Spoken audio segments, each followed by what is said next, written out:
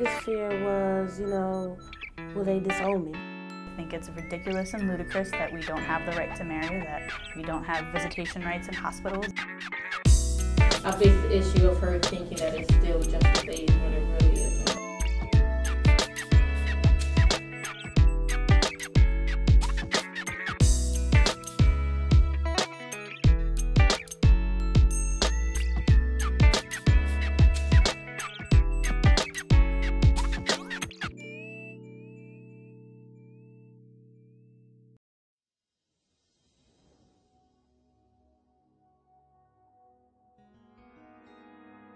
When I was in first grade, I had a crush on my first grade teacher, Miss Smith. So I'll say 6. I like women. I didn't know I was completely lesbian until I was about 17.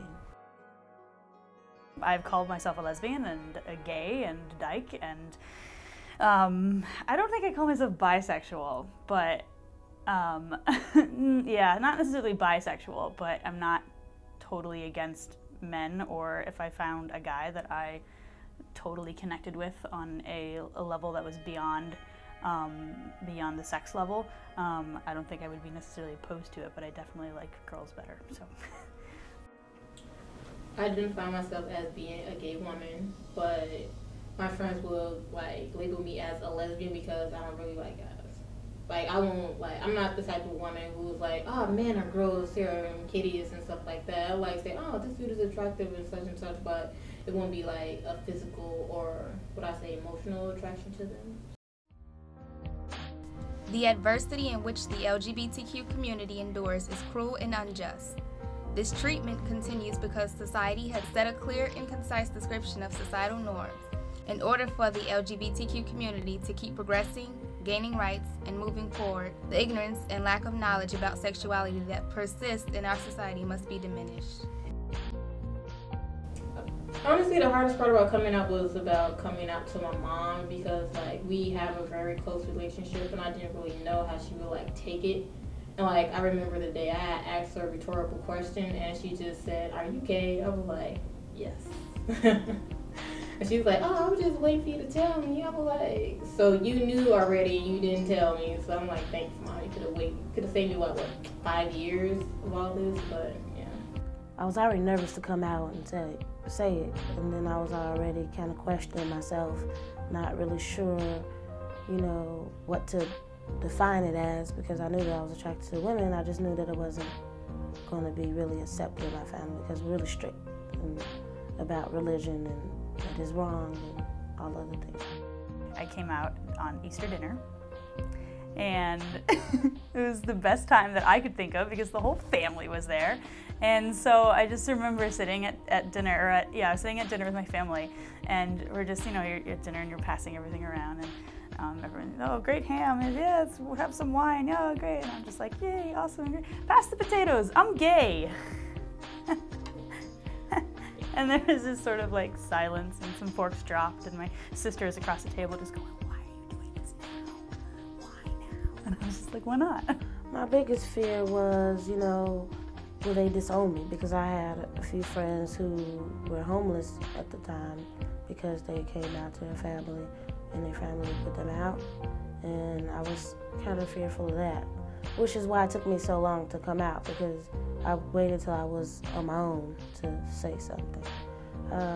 Another fear was, how would they judge me now? How would they look at me? Would they, every time they see me or we get into an argument, they're going to throw it at me, which most of the time they do, which is irrelevant to me. But my biggest fear, like I said, was really being accepted and how they will judge me, how they view me as a person now.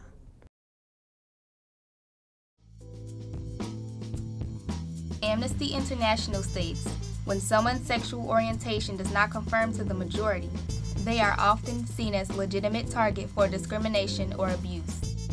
Don't do things that you would think that they would be offended by. Don't use the F word, don't use jokes that belittle who that other person is because you don't necessarily know how they're going to take it. I've had a few guys keep asking me, "So you never want to be with a guy? Have you ever been with a guy?" I'm like, "No." Would you like to be with a guy? No. I mean, would you like to be with a guy? And then they get all offended. I'm like, see? You know. Personally, I'm not the walking down the street holding hands person, but I've done it before. I've been affectionate with another girl before in public. It was kind of awkward because the person was awkward with it, so, but I'm getting a little bit more comfortable with it, so. I think it's ridiculous and ludicrous that we don't have the right to marry, that we don't have visitation rights in hospitals, that we don't have Social Security rights, that we have a difficult time adopting children. I think all of those rights that every other American enjoys that are denied to same-sex couples or denied to LGBT is a fault and within this government. This causes great tension between viewing sexuality as an individual's choice within the definition outlined by a heterosexually dominated society. This tension creates prejudices based on sexual orientation. I think that people misunderstand that when I tell them that I am gay, I am a woman who loves women, they don't really believe me because of how I look and how I dress. I'm like, I love being a woman. I love my curves. I love dressing in women's clothing, but then I'm still, in a kind of a way, I look androgynous to where I have male and female features, but they see more of the feminine part of me besides the masculine. So I just really get frustrated when people always say, oh my gosh, you're sexy, I want to date you, I want to hook up with you. I'm like, no, it's not going to happen. I'm like, how many times do I have to tell you it's not going to happen? I was biking home from Simpkins, and I was going down Ward, and there were these guys sitting, it was summer, so it was nice and pretty, and so these guys are sitting outside drinking on their lawn or whatever, because that's what we do here. And I'm biking, and some guy yells at me, hey, are you, what does he say? He's like, hey, are you a dude or a dyke? And I was like, what? And I was because I came from New York City, and that just doesn't really happen in New York City. And so it kind of threw me off, and so I just pedaled faster. I didn't really answer them, I just pedaled faster. But that was something that really clued me into me being like, okay, yep, Barbara, you are in the Midwest now, and it is a very different world than New York City. Sexual discrimination is a reality for the members of the lesbian, gay, bisexual, transgender, and questioning community. This discrimination can and does occur in the workplace, places of worship, neighborhoods, and academic settings. It's always like people judgments. Like they're always, oh, you're gay. Like sometimes you lose a friend, which really, if you ask me, really wasn't a friend in the first place. They're gonna stop being your friend. But you get a lot of people trying to convert you back to this other side or something like that. And it's just, sometimes it's annoying because it's like, well, I mean, don't get me wrong, I would hope that all women liked women sometimes, you know, but I wouldn't try to convert all of them to being on the team. I just feel like if I tell them that I am a lesbian, they will become like, they would act differently towards me. They won't treat me the same. The biggest fear that I had coming out had to do actually with just my religion. And that made things very difficult because I had grown up for 21 years in the same religion and was very active and went to church camp and went to church at school, and a lot of my close friends, best friends, people that I had, people that drove hours just to come to my mother's funeral for me, to be there for me, like the idea that I would be disappointing them or that they would not be my friend anymore was very scary. At church, actually, I do have some fears. Like, most people at the church I attend do not know that I am lesbian. For reasons of my mother, she's a member there also, and I don't want anyone mistreating her due to me being who I am. After a number of years, I think, after I grew into being gay, grew into that world, I realized that if the friendship were as important as I was making it to be for them, then I would still be friends with them after they knew that I was out. I haven't came out to my church because, I'm out to my pastor because he knows that, he's known me since I was 7, and I'm really happy because he said that when I find my wife, he's going to marry me, so that was really beautiful. Sometimes, I like to look at some people in church. I'm like, oh wait, this is wrong for like a lot of reasons. I'm in church for one, And then I'm, you know, gay, looking at women, you know. But overall, I've kind of gotten over it because I'm just like, well, I came to church for this, and that's what I'm going to come to church for.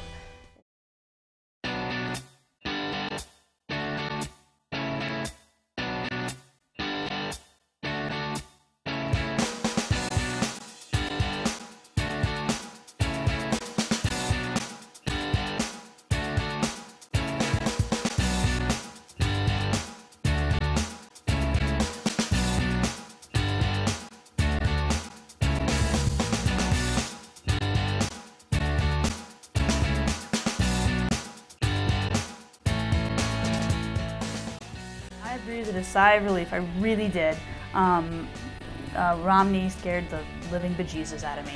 And I understand where he comes from because he grew up a certain way and he has his own belief. Oh my gosh, I was so happy to see he won because I was nervous for a while. Like, I was like, you know, walking back and forth. I'm like, man, if Mitt Romney win, I have to pay for college. Like, it's gonna be a lot of things that's just gonna go down for me. I was really excited to see that our president was reelected. When Obama won, I breathed a sigh of relief, and I said, okay, good. Now let's get the work done. And because it's not just him getting elected, you know, we have, you know, we might have a Democratic Senate, but we have a very Republican House, and everyone needs to get along in order for change to happen. I've seen the interview where you say he's for it because he thinks that everybody should have equal rights and stuff like that, but I want to get married when I find that person, but I think it's a really good thing for the LGBT community because we need that figure in the government to say, hey, it's okay for these people to have the same rights as other people because in the end they're just people. It made me feel stable. Like, okay, well, we have a chance to grow and continue to grow with this president. So I was ecstatic. Still, have to do a victory day. If there aren't people like myself or, you know, that are talking to our representatives and saying, this is how I believe, this is the life that I'm living, and I need you to represent me for this, if we don't exist, then the change isn't going to happen. And so it's up to everyone, it's everyone's responsibility to take that stand and to do something about it.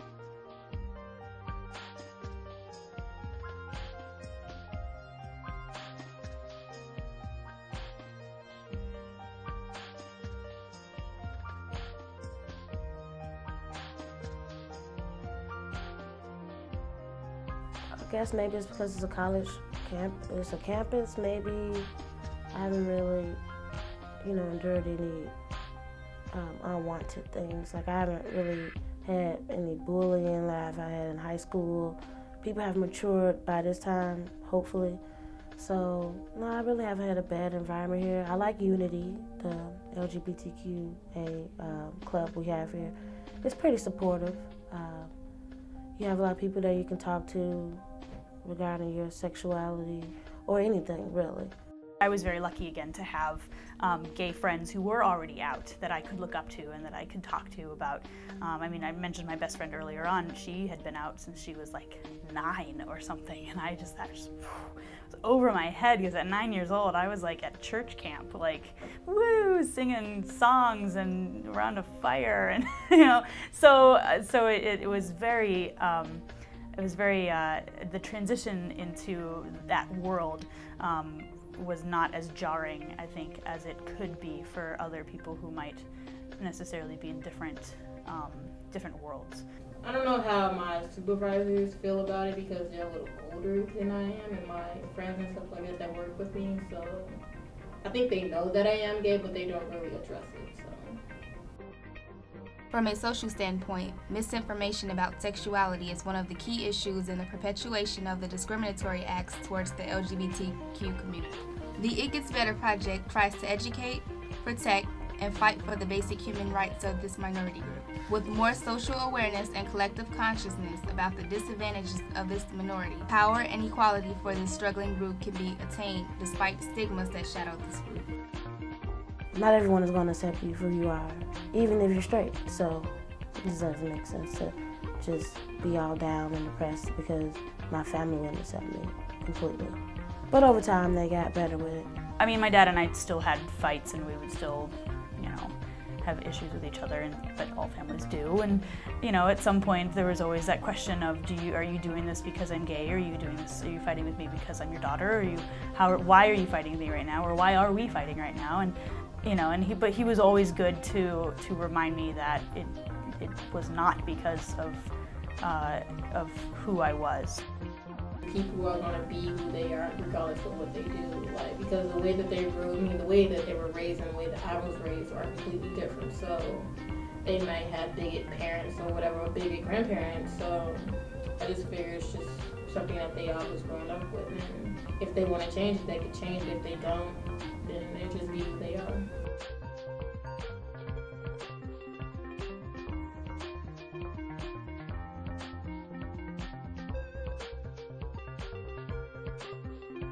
As I've grown within myself, I just come to realize everyone is not going to have the same, belief.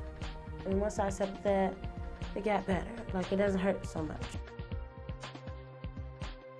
I would definitely say to find someone who will listen. And it may not be a friend, it may not be a family member.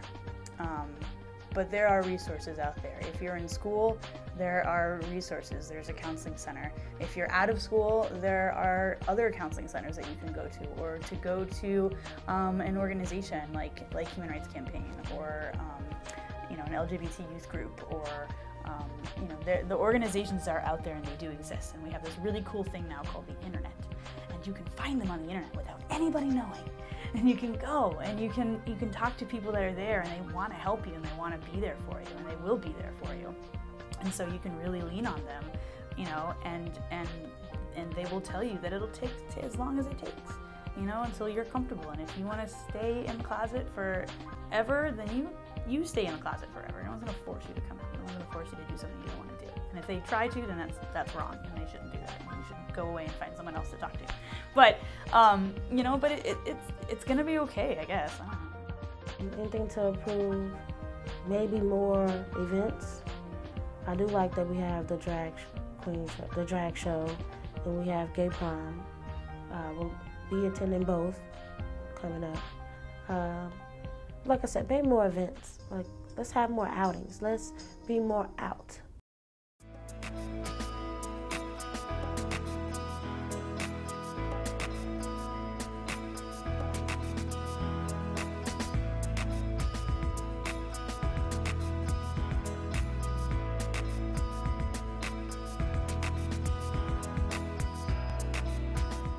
I let them know, first of all, they're not alone in that feeling. There's a lot of people who feel they will not be accepted, but as I've come to find, most people accept you for who you are if you accept who you are. So accept who you are, be who you are, take that step. I just tell them to be true to themselves. Don't really pay attention to what other people are saying. Just do whatever you're feeling inside, because as long as you stay true to your feelings, everything will be fine. Don't listen to other people, just do what's best for you. But it's gonna be okay, I guess. I don't know. It gets better, as the video suggests. It does get better, and the longer that you live in this community, the more you'll accept yourself in the community, and the easier it's gonna be. It doesn't mean that the struggle is ever over. I mean, when can we ever say that we completely know ourselves? I personally don't think we can ever really know ourselves. You will feel a huge weight lift off of you. It's just like a ton. It's just like, oh, you feel so relieved and free. And there's no feeling like being free. So be free.